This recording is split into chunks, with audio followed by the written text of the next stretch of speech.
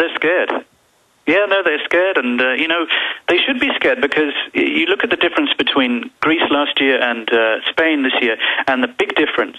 Physically it looks very similar. It's exactly the same kind of setup. It's a high-security hotel up a hill, and police, Mediterranean police surrounding it in vast numbers, and it's been confirmed that there's military divers off the coast in a boat. The whole thing is very much like last year, when the Greek Navy intercepted a couple of bloggers and photographers, and but what's different is that the media are starting to talk about it, and Alex, you've done an amazing job because I think people are starting to hear, and you've been shouting on that bullhorn for quite long enough.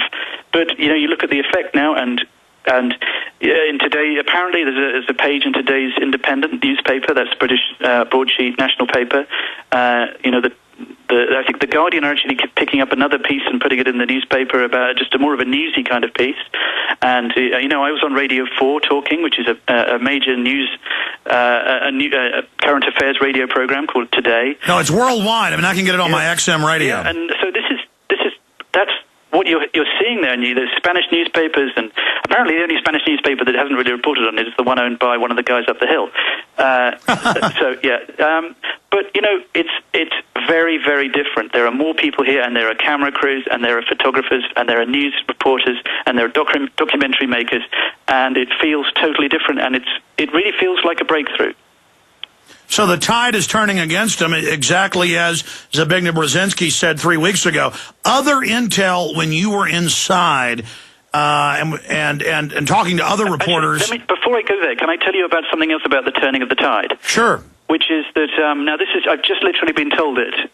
Apparently there's going to be some footage coming up on YouTube somewhere, but the people who've been chanting their chant in Spanish on the roundabout here, they've been chanting to the police. They've been saying, you have a heart behind your badge, you have a brain under your hat. After the football, they've been chanting. After the football, we're the ones you'll be having a beer with. We're the ones you should be protecting. And they kept saying this, you have a heart behind your badge. And apparently, I've been told one of the policemen took off his hat, turned to his colleagues and said, I'm sorry, I can't do this anymore, and walked across the street and joined the protesters. Now, apparently there's footage of that, but if that's the case, that right there is the power of, I sound like an idiot, but that's the power of truth, and that's the power of information. We just played the video from YouTube of when they had the machine guns pointed out the windows at us. You can pause that later if you're watching this on the web and see it, but that's just from video. We have video stills online that are even crisper.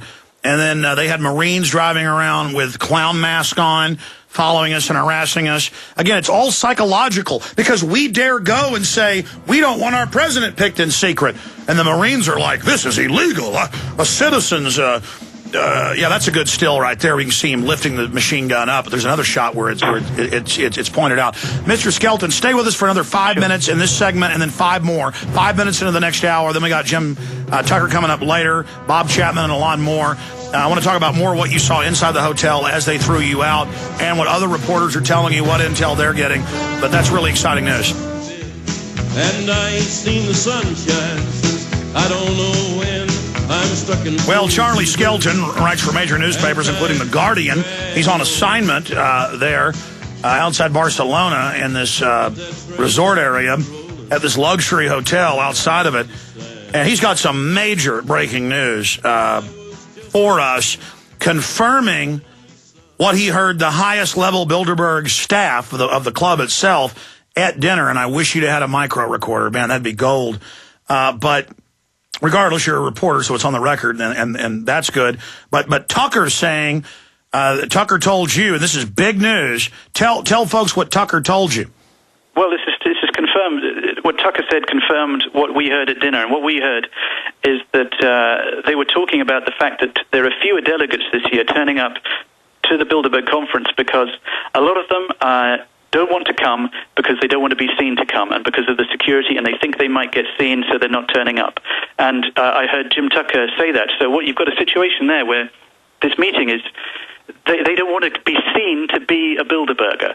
I mean, what on earth does that tell you about the meeting? And what does it tell you about the fact that, the amount of guerrilla journalism and the amount of interest on the online community, and what few journalists have been reporting about this, that kind of pressure is building, and it's turned into a situation which is untenable for some of the delegates to come along. So they've turned their back. And well, what about 94? Hillary Clinton got going from memory, a $400,000 fine for violating the Logan Act as in the White House.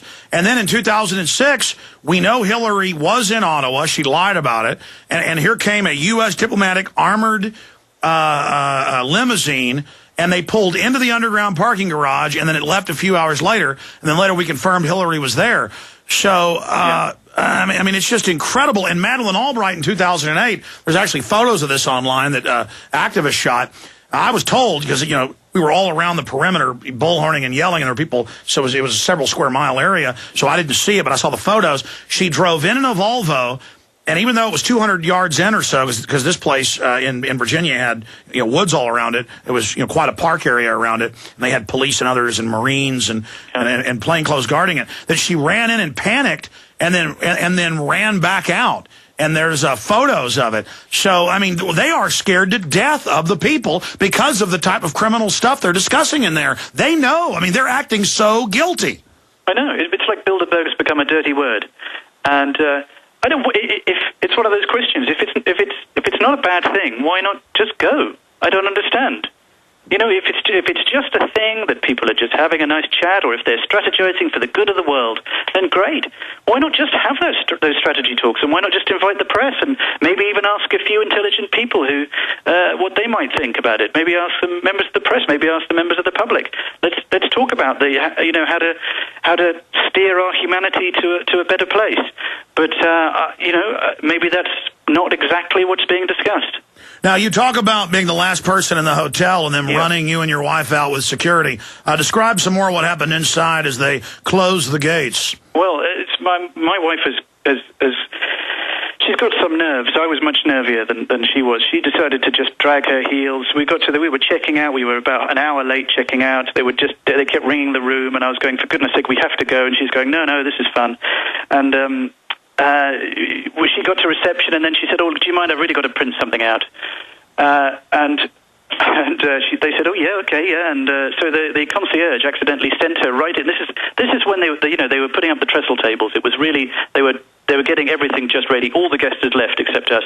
And my wife Hannah goes and sits down right in the middle of the engine of Bilderberg at a computer terminal, and suddenly she's spotted, and this extremely stern Dutch lady turns around and says, "Take her to security. Take her to security."